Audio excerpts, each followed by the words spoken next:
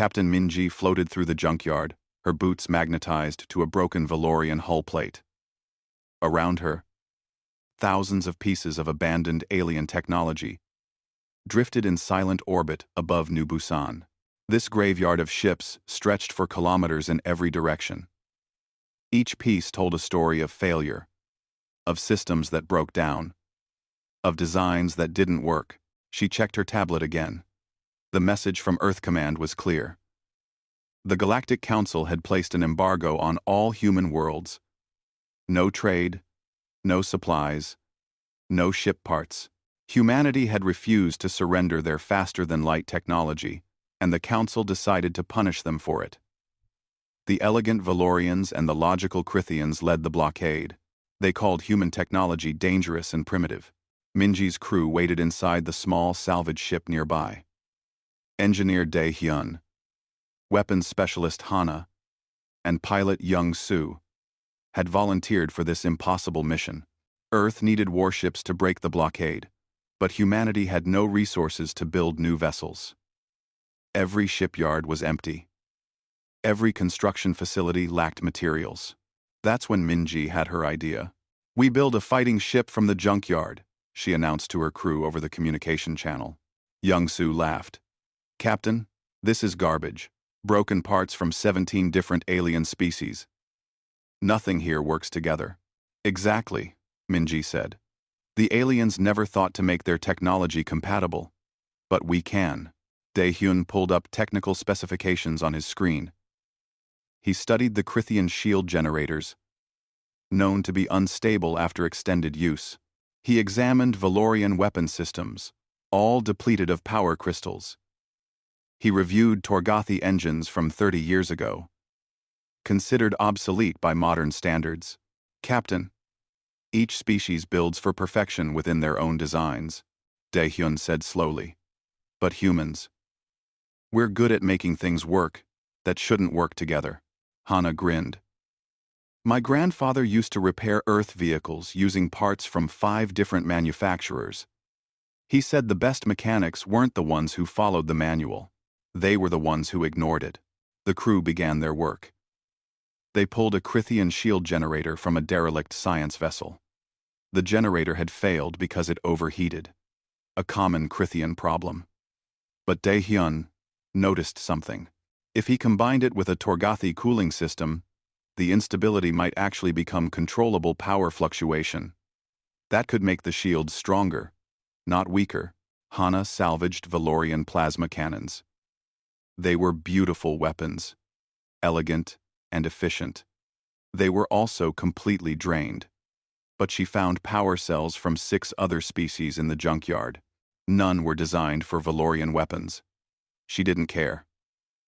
Young-soo collected thruster assemblies from different ships. Some turned left better than right. Others had damaged stabilizers. Separately, they were useless. Together, they might create something no alien pilot had ever seen. A ship that moved unpredictably. News of the project spread quickly through the galaxy. The Galactic Council received reports about the human salvage operation. Ambassador Velthar, a tall Valorian with silver skin, watched the footage and laughed. "Look at them," he told the council chambers. "They're building a weapon from our garbage. How desperate." "How?" "Human," the other council members agreed. This was entertainment, not a threat. They broadcast the salvage operation across the galaxy as an example of human foolishness. 17 species watching. All of them amused. 3 weeks into construction, the ship began to take shape. It looked terrible. The hull was asymmetrical, with Krithian plating on one side and Torgothi armor on the other. Weapons stuck out at odd angles. The engine arrangement made no aesthetic sense. It looked like something a child had built from random parts. Young-soo stared at it and shook his head. "That's the ugliest ship I've ever seen." "It's perfect," Minji said. "What should we name it?" "Mangadok," Young-soo suggested. The name stuck. Commander Zarthel of the Council Fleet arrived personally to inspect the human project. He was Krithian, with blue scales and 4 arms. He circled the manga diok slowly, his face showing clear disgust. "This is an artistic failure," he announced. "Your ship violates every principle of efficient design. The Council will not be threatened by this creation." Minji smiled politely. "Thank you for your assessment, Commander." After Zarthel left, Daehyun approached the captain. "He's right. You know, by every standard of proper engineering, this ship shouldn't work." "Good thing we're not proper engineers," Minji replied. She looked at the manga diok floating in the construction bay. The aliens saw chaos and failure. They saw incompatible systems forced together. They saw garbage pretending to be a warship. But Minji saw something different. She saw unlimited potential. Every alien species had perfected one way of building ships. They had one answer to every problem. Humanity had no perfect answer, so they could use all the answers at once. The Council would learn that lesson soon enough. The mangadiok represented more than human desperation. It represented a completely different way of thinking. Where aliens saw incompatibility, humans saw opportunity. Where aliens saw broken parts, humans saw building blocks. Minji touched the rough hull plating. In 1 month, they would test this impossible ship. The galaxy was watching and laughing. Let them laugh, she thought. They won't be laughing for long. 3 months had passed since they began building the mangadiok. The ship now hung in the construction bay, almost complete. From the outside, it looked like a disaster. Up close, it looked even worse. But inside the control room, something remarkable was happening. Daehyun connected the final power relay between the Krithian shields and the Torgathi cooling system. According to every engineering manual in the galaxy, this connection should cause an immediate overload. The two technologies operated on completely different principles. Krithian systems used quantum resonance. Torgathi systems used thermal exchange. They were not designed to communicate. He activated the connection. The shields flickered, stuttered, then stabilized. Power readings jumped up and down randomly. Any alien engineer would shut the system down immediately. Daehyun watched the fluctuations and smiled. "It's working," he announced. Hana looked up from the weapons array she was installing. "Working? The power levels are all over the place." "Exactly," Daehyun said. "Stable power is predictable. Enemy sensors can track predictable energy signatures. But this?" He pointed to the chaotic readings. "This is invisible to standard detection systems. They won't know where to shoot." Just a targs. Young Su practiced piloting the ship from the control seat. The asymmetrical design made it handle like nothing he had ever flown. When he pushed the left thruster, the ship rotated right. When he tried to go straight, it drifted at an angle. He spent hours trying to correct these problems. Then he stopped trying to correct them. He started using them. "Captain," he called to Minji. "This ship doesn't fly wrong. It flies unpredictably. Enemy targeting computers calculate based on normal flight patterns. This ship has no normal pattern." Minji nodded. She understood what her crew was discovering. The mangadiok wasn't built to be perfect. It was built to be impossible to predict. During a break in construction, Minji found herself thinking about her brother. Junho had been a shuttle pilot, carrying supplies between human colonies. 5 years ago, Council peacekeepers had destroyed his ship.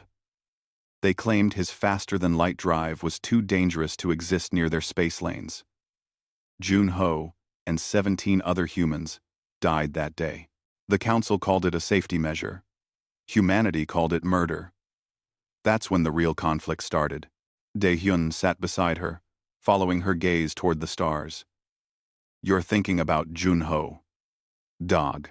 I'm thinking about why we do this," Minji said. "The Council sees us as primitive, dangerous. They want us to build ships their way, live by their rules, think like they think. But we don't think like they think," Daehyun said. "No," Minji agreed. "We think like survivors. They need perfect systems. We just need systems that work. There's a big difference. A communication signal interrupted them. Council Intelligence Officer Kisisvara requested permission to board and inspect the Mangadiok. Minji granted it. They had nothing to hide. Kisisvara arrived with 2 technical analysts. She was Valorian, with the silver skin and graceful movements of her species. She walked through the ship slowly, her analysts scanning every system. They spent 3 hours examining the construction. Finally, Kisvara approached Minji. I must file my report with the council. And what will you report? Minji asked. That this vessel poses no threat, Kisvara said. Your shield system will fail within hours of activation. Your weapons cannot maintain sustained fire. Your engine configuration will tear itself apart under combat stress. This ship will not survive its first battle. After Kisisvara left, Hana looked worried. What if she's right? She is right, Daehyun said calmly. By alien standards, every system on this ship will fail. But she's measuring us by their standards. He pulled up a screen showing system diagnostics. Red warnings covered every display. Critical failures predicted in multiple systems. Any alien crew would abort immediately. Aliens design ships that never fail, Daehyun explained. So when something does fail, they don't know what to do. They panic. They evacuate. They abandon ship. But we designed this ship expecting failures, Young-soo said, understanding. Every failure is mapped, Daehyun continued. When the shields fail, I already know 3 ways to restart them using backup power from other systems. When weapons overheat, Hana has cooling protocols from 4 different species ready to implement. When engines stutter, Young-soo has emergency thrust combinations prepared. 1. Minji smiled. Kisvara sees a ship that will break down. We see a ship with built-in solutions to every breakdown. Medical Officer Ji-woo joined them in the control room. She had been preparing the medical bay for combat. I've been thinking about alien versus human combat philosophy, she said. Aliens optimize for 0 casualties. Their ships are designed so nobody gets hurt. That's why they have so many safety systems. And humans? Hana asked. We plan for acceptable losses, Ji-woo said quietly. We know people will get hurt. We know systems will fail. So we prepare for it instead of pretending it won't happen. That's not cold. That's realistic. A priority message arrived from Earth Command. The Council had issued an ultimatum.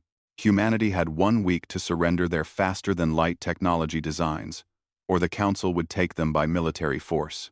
War was coming. Minji gathered her crew. Time for first test flight. They boarded the Mangadiok and sealed the hatches. Daehyun initiated the power sequence. Systems activated across 17 different alien technology types, each one integrating with the others through human-designed connections. Young-soo engaged the engines. The ship lurched forward, then sideways, then stopped completely. Engine failure, Daehyun announced calmly. Applying Fix 7, Young-soo said. He rerouted power through an alternate pathway. The engines restarted. Council observation satellites recorded everything. The watching galaxy saw exactly what they expected. Human ship failing immediately. They didn't see what happened next. Young-soo practiced the emergency restart procedure 15 more times. By the end, he could restart the engines in 4 seconds. They're watching us fail, Minji said. Good. Let them build confidence. Let them think we're incompetent. Because they won't see the breakthrough behind the breakdown. Daehyun finished. The Mangadiok limped back to the construction bay. To outside observers, the test flight was a disaster. To the crew, it was a success. They had identified 12 failure points and created solutions for each one. The Council would learn soon enough. Perfection was predictable. Chaos was not. And humanity had learned to weaponize chaos itself. The Council fleet arrived exactly on schedule. 47 warships dropped out of faster-than-light travel in perfect formation. Each ship was identical to the others in its class. Perfect symmetry, perfect spacing, perfect coordination. Commander Zarthel commanded from the flagship, a massive Crithian battlecruiser that had never lost a battle. From Earth orbit, the fleet looked like a work of art. Beautiful, terrible, and absolutely confident. Zarthel opened a communication channel to New Busan colony. Humanity, you have refused the Council's generous terms. You have 1 hour to surrender your faster-than-light technology. If you refuse, we will take it by force. Your species will be placed under Council protection for your own safety. Protection. The word made Minji's blood boil. They meant control. Earth Command debated surrender. Most colonies wanted to negotiate. The Council fleet was overwhelming. Resistance seemed pointless. Then New Busan volunteers the Mangadiok. Minji received the authorization with mixed feelings. Pride that her colony trusted her. Fear that she was leading her crew to certain death. But when she asked her crew to vote, every hand went up. We volunteer, Daehyun said simply. Someone has to show them that humans don't surrender. The Mangadiok launched from New Busan orbital dock. It flew toward the Council fleet alone. 1 ship against 47. The galaxy watched, expecting a quick execution. Zarthel saw the approaching vessel on his displays. Is that the junkyard ship? They're actually going to fight with that? His tactical officer analyzed the Mangadiok. Commander, the vessel shows unstable power readings. Asymmetrical design. No standard weapon configurations. Recommend we destroy it quickly before it becomes a navigation hazard. Send the Vanguard, Zarthel ordered. 12 ships should be more than sufficient. The Vanguard moved forward in formation. 12 identical Crithian destroyers, their weapons charged and ready. Their targeting computers locked onto the Mangadiok. Standard procedure called for a warning shot, then systematic destruction. They fired warning shots. The Mangadiok ignored them. Young-Soo piloted the ship in patterns that made no sense. He rolled left while thrusting right. He accelerated while his engines showed deceleration. He flew the ship like it was broken. It was the most brilliant flying the Council had ever seen, and they didn't even know it. The Vanguard's targeting computers tried to predict the Mangadiok's movements. They calculated based on thrust vectors, energy outputs, and momentum. Every calculation was wrong. The computers were programmed for ships that followed physics properly. The Mangadiok's asymmetrical design created movement patterns that seemed to violate physics. I can't get a target lock, one destroyer captain reported. The ship's trajectory doesn't match its thrust signature. All vessels, fire on predicted intercept points, the Vanguard leader ordered. 12 ships fired simultaneously. Energy beams crossed the space where the Mangadiok should have been. The ship wasn't there. Young-Soo had already tumbled away in a direction that shouldn't have been possible. Hana activated weapons. She didn't fire like an alien would. Aliens used one weapon type at a time. Energy weapons for shields, kinetic weapons for armor, plasma for sustained damage. Each type had specific uses. Hana fired everything at once, mixing weapon types in combinations that violated every tactical manual. She hit a Crithian destroyer with Valorian plasma and Torgathi kinetic rounds simultaneously. The destroyer's shields were designed to deflect energy weapons. They were calibrated specifically for energy. When kinetic rounds hit shields already destabilized by plasma, the shields collapsed completely. Impossible, the destroyer captain said. Those weapon types shouldn't interact that way, but they did. Because humans had discovered something the Council never tested. Different alien weapon technologies, when combined, created interactions that no single species had ever documented. Daehyun monitored ship systems while rerouting power in real time. When shields needed energy, he pulled from engines. When weapons needed power, he pulled from life support. He switched between 17 different power distribution architectures every few seconds. The Council ships couldn't track it. Their sensors were designed to monitor stable power systems. The Mangadok's power readings looked like complete chaos. They couldn't tell the difference between ship systems and random electromagnetic noise. Within 20 minutes, the Vanguard retreated. 3 destroyers had disabled shields. 2 had lost weapons. All of them were confused. Zarthel watched the tactical display in disbelief. What just happened? Kisvara, monitoring from the flagship, finally understood. Commander? It's not a ship. It's a weapons laboratory. Every time they use a system, they learn something new about how it interacts with other systems. They're experimenting during combat. That's insane, Zarthel said. That's human, Kisvara replied. Aliens replaced damaged systems between battles. They repaired, restored, and returned to fighting condition. Combat taught them nothing because their systems worked the same way every time. Humans were different. Every shot fired taught them something. Every hit taken revealed new information. The Mangadiok's crew was learning faster than the Council could adapt. Minji opened a communication channel to the Council fleet. Commander Zarthel, I want to show you something. She transmitted data. Technical specifications. Integration techniques. Everything humanity had learned about combining alien technologies. We're sharing this freely, Minji said. Anyone in the galaxy can have it. No cost. No conditions. The Council chamber erupted in confusion. Valorian analysts grabbed the data. Krithian scientists studied it immediately. Every species tried to understand the human techniques, but understanding and using were different things. This is madness, a Valorian scientist reported. These integration methods require constant adaptation. Real-time problem-solving. Accepting system failures as normal. Can your species use these techniques? Zarthel asked. The scientist hesitated. No, Commander. Our technology is optimized. We cannot operate in chaos. Minji's voice came over the channel again. We built the Mangadok from your garbage. Imagine what we'll build from your active ships after we win. It wasn't a threat. It was a promise. Zarthel faced a choice. He could retreat and accept that one human ship had defeated his vanguard. Or he could commit his entire fleet and crush this insult to Council pride. His pride made the decision. All ships, he commanded. Attack formation. We end this now. 47 warships moved forward together. The beautiful, terrible formation advanced on one small human ship built from junk.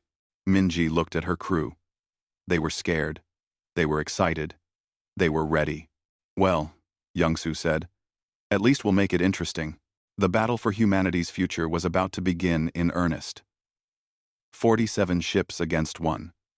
The Council fleet surrounded the Mangadiok in a sphere formation, cutting off all escape routes. Every weapon system locked onto the human ship. Zarthel gave the order, and the galaxy lit up with weapons fire. The Mangadiok's shields collapsed in the first 10 seconds. Energy beams tore through the outer hull. Explosions ripped through 3 decks. Atmosphere vented from a dozen breaches. The ship tumbled out of control, trailing debris and fire. Youngsu fought with the controls, but half the thruster system was dead. I've lost attitude control. Hull breach in engineering. Daehyun shouted over alarms. Shields are completely offline. Hana's weapon console exploded in sparks. She fell back, her uniform scorched. Weapons down. I can't return fire. Ji-woo ran through the ship, sealing emergency doors and treating wounded crew. 2 people were already dead. 5 more were injured. The medical bay lost power. Any sensible crew would surrender. Any rational captain would save her people and accept defeat. Minji was neither sensible nor rational. She was human. Daehyun. Redirect all power to structural integrity, she ordered. Youngsu, use emergency thrusters only. Hana, forget the weapons. Ji-woo, abandon medical bay and redirect that power to wherever Dae-hyun needs it. The crew moved. Not because they thought they could win, because giving up wasn't in their vocabulary. The Council fleet closed in for the kill. Their weapons charged for the final strike. Zarthel watched the burning human ship and felt satisfaction. The lesson would be clear. Humanity could not challenge Council superiority. Then something unexpected happened. Dae-hyun activated power systems that shouldn't exist. The Mangadeok had taken damage from Council weapons. Pieces of Council ships had embedded in the hull. Dae-hyun tapped into those pieces. He used enemy power signatures to jumpstart dead systems. "We're vampiring their ships," he announced. "If they're close enough to shoot us, they're close enough to power us." A Valorian cruiser fired another salvo. Its energy beam hit the Mangadeok's hull. Dae-hyun channeled that energy through emergency conduits into the shield generators. For 3 seconds, the shields reactivated, using the enemy's own attack. Hana watched her console flicker back to life. "That's impossible. Aliens would never design this," Dae-hyun said, his hands flying over controls. "They separate attack and defense completely. We're using attack as defense." Young-soo spotted debris from destroyed drones floating nearby. He fired the few working thrusters and rammed the Mangadeok through the debris field. Broken metal fragments scattered in all directions. The fragments hit 3 Council ships. Not enough to damage them, but enough to confuse their sensors. Hana understood immediately. She activated the mining lasers, tools meant for cutting salvage. She used them to grab more debris and throw it at enemy ships. Not as weapons, as distractions. The Council fleet's coordination began to break down. Their perfect formation assumed they were fighting another perfect formation. They had protocols for ship-to-ship combat. They had no protocols for ship-to-debris field combat. "They're using garbage as weapons," a Krithian captain reported in disbelief. "It's working," his tactical officer added, even more shocked. Ji-woo reached the medical bay and started pulling power cables. She didn't ask permission. She just ripped them out and ran them to engineering. Medical equipment died. Life support for injured crew failed. She made the terrible choice that humans understood: sacrifice the wounded to save everyone. 3 more crew members died when life support cut out. Ji-woo kept running cables. Minji saw the casualty reports. Each death felt like a knife. But she didn't stop. She couldn't stop. Not while her ship still flew. "Acceptable losses," she whispered to herself. The words tasted like ash. The Mangadeok appeared to die again. All systems went dark. The ship drifted like a corpse. Council ships held fire, waiting for visual confirmation of destruction. Zarthel studied the sensor readings. "Is it dead?" Kisvara checked multiple scanners. "All power signatures have ceased. The vessel is not transmitting." "I confirm destruction." The Council fleet began to celebrate. Officers congratulated each other. The galaxy witnessed human defeat. Then the Mangadeok rebooted. Power surged through 8 different backup systems, each one from a different alien species. Dae-hyun had integrated them all, while the ship was dead, working in darkness with emergency tools. "Aliens build redundancy within one system," he said as lights came back online. "They have backup generators for their generators.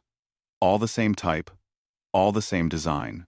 He activated another power system, this one using Torgathi technology, then another using Valorian designs, then a third using old Krithian equipment. "We build redundancy across all systems. If one type fails, we have 7 others ready." The ship lurched forward on thrusters that shouldn't function. Weapons that shouldn't fire started firing again.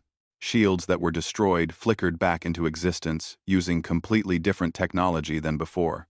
Young-soo's voice carried exhaustion and triumph. "They teach pilots to fly one way. The correct way. I just learned to fly 8 different ways in the same battle." The Council fleet scattered in confusion. This was wrong. Dead ships stayed dead. Destroyed systems stayed destroyed. The galaxy had rules.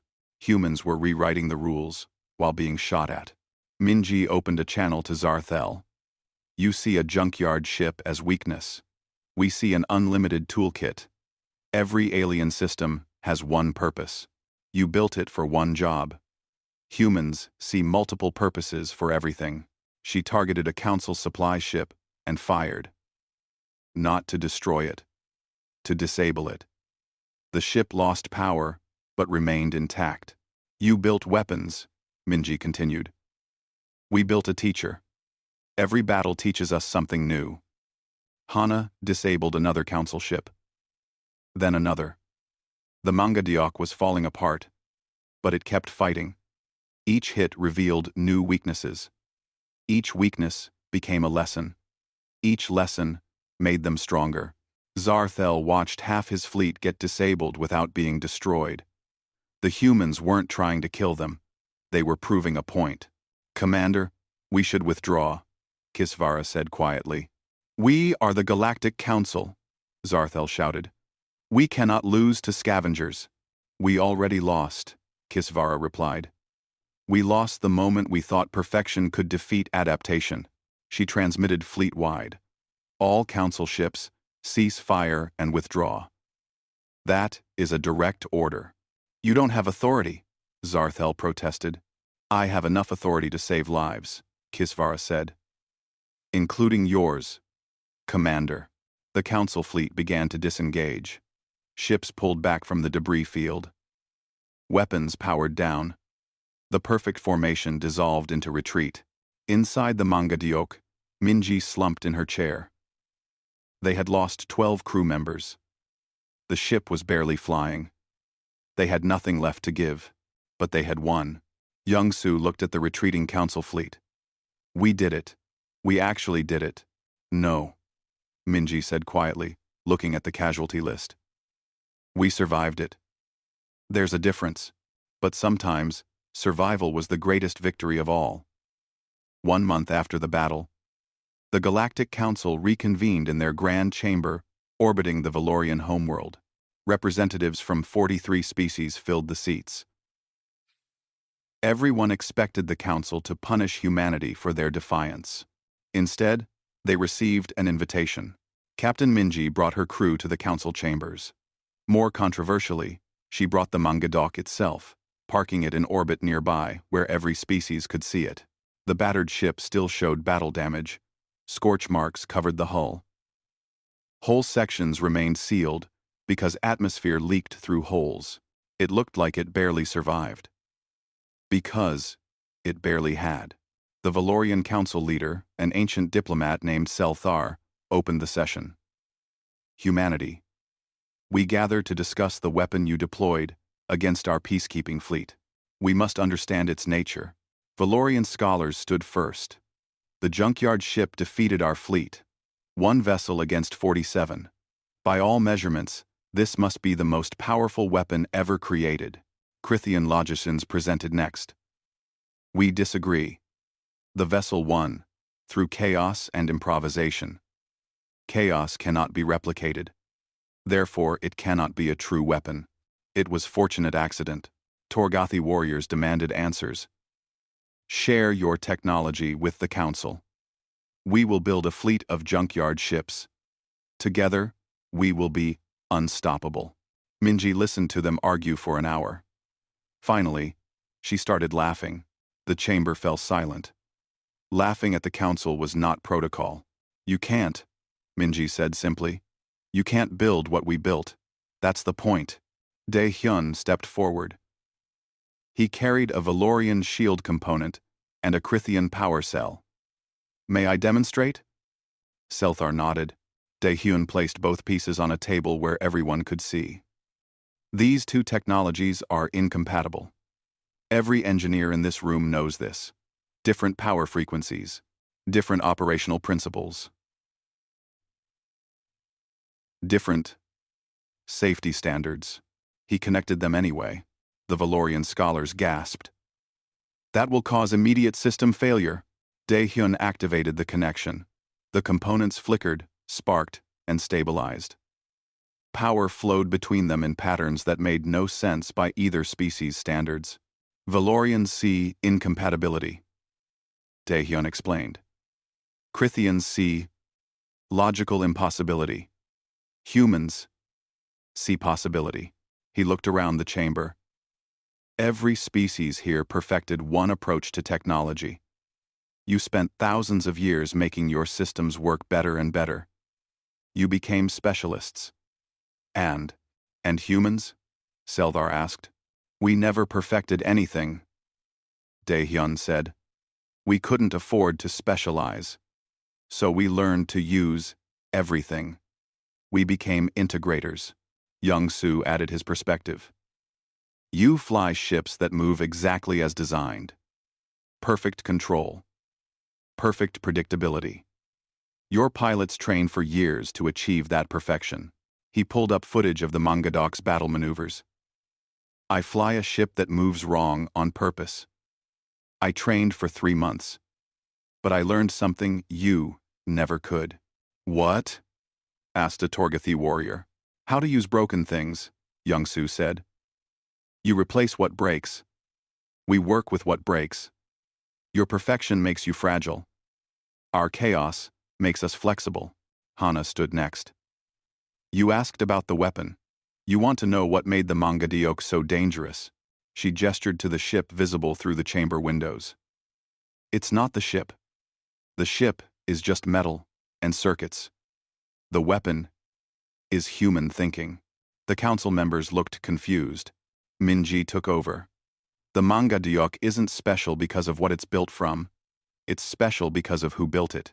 You could have identical parts, identical designs, identical everything. You still couldn't operate it. Why not? Seldar asked. Because you think like specialists. You need systems to work correctly. We make systems work incorrectly and call it correct. You see one right answer. We see 17 wrong answers that become right when combined. Kisesvara, who had been sitting quietly, finally spoke. You shared your integration techniques freely after the battle. We studied them for weeks. Our best engineers cannot implement them. Because you're too good at engineering, Daehyun said. You see problems and want elegant solutions. We see problems and accept ugly solutions. You want to understand why something works before using it. We use it first and understand it later. A young Krithian scientist stood up. But this is madness. Technology should be logical, ordered, predictable. Why? Minji asked. Because it makes you comfortable? The universe isn't logical. It's messy, unpredictable, full of things that shouldn't work together, but do anyway. She walked to the window overlooking the Mangadok. You asked if anything could rival this weapon. Yes. The next thing we build from your garbage. And the thing after that. Because every time you throw away broken technology, we see building materials. Seldar was quiet for a long moment. Why did you share your techniques if you knew we couldn't use them? Because it doesn't matter if you know how we think, Minji said. You can't think like scavengers. You're too civilized. Too advanced. Too perfect. She turned back to the council. We're offering to work with you, not against you. Humanity doesn't want to conquer the galaxy. We want to fix things that are broken. And from our perspective, a lot of things are broken. Like what? Asked a Valorian scholar. Like the idea that perfection is better than adaptation? Young-soo said. Like the belief that there's only one right way to solve problems.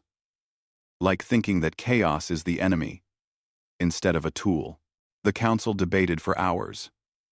Some species wanted to hire human integration specialists immediately. Others feared giving humans too much access to their technology. A few demanded humanity be restricted from salvage operations. Finally, Seldar called for a vote. Humanity has proven their approach to technology is valid, if unconventional. Do we lift the embargo and recognize their right to operate independently?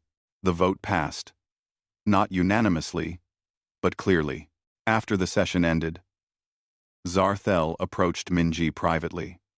The former Council fleet commander had been stripped of his position after the battle. His perfect record was destroyed. "I wanted to ask you something," he said quietly. "How do you think the way you think? How do I learn to see chaos as useful instead of threatening?" Minji smiled. She took him to New Busan's orbital junkyard, the same place where the manga Diok had been born. Thousands of broken alien parts floated in the darkness. "Lesson 1, Minji said. "Everything here is valuable. You just need the right problem." She handed him a broken Krithian scanner. "What do you see?" "A failed device," Zarthel said. "It should be recycled." "I see a sensor system that could monitor unusual energy signatures." "It failed because it was too sensitive." "But for detecting stealth ships?" "That sensitivity is exactly what we need." Zarthel looked at the broken scanner differently.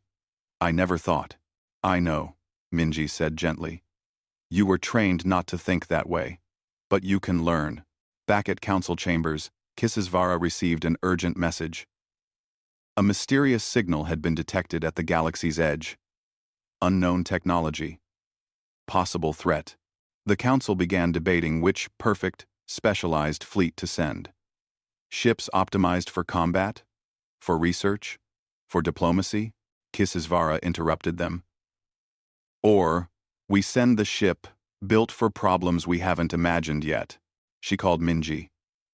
"We have a situation. Unknown contact. Unknown threat. We need a ship that can handle anything." Minji looked at her crew. They were already building Mangadok II from a fresh junkyard. Different parts, different combinations, different chaos. "Give us 2 weeks, Minji said. "We'll build you something interesting." Young-Soo grinned. "Another junkyard special? The best kind." Hana agreed. Dae-hyun was already calculating. "I found some abandoned Torgothi quantum processors.